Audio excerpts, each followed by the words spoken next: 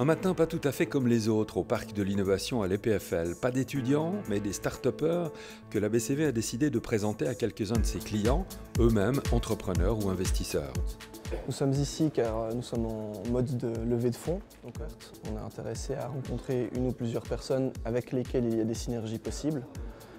C'est à voir en fonction des discussions qu'on aura ce matin.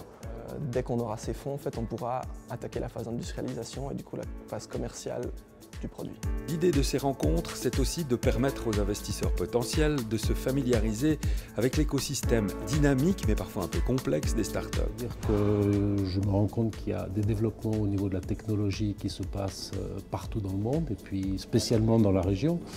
Et donc je me demandais s'il y avait des opportunités, en effet, d'investir et puis d'aider de jeunes entrepreneurs. Et il est toujours difficile d'évaluer quel est le potentiel quand on n'est pas un expert. Pour agir dans ce domaine, la BCV s'appuie sur la FIT, la Fondation pour l'innovation technologique, qui se charge de sélectionner les jeunes pousses présentes à la rencontre. La première dimension, c'est que la FIT, c'est une fondation indépendante.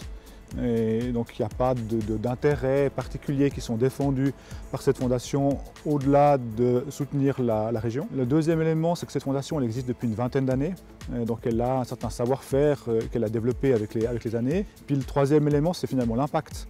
On voit par exemple dans le classement des top 100 startups en Suisse en 2016, et dans les 10 premières startups, il y en a 6 qui viennent de la FIT, qui ont été soutenus par la FIT à un moment donné dans leur existence. 2 heures donc pour échanger et on l'espère rapprocher innovateurs et entrepreneurs.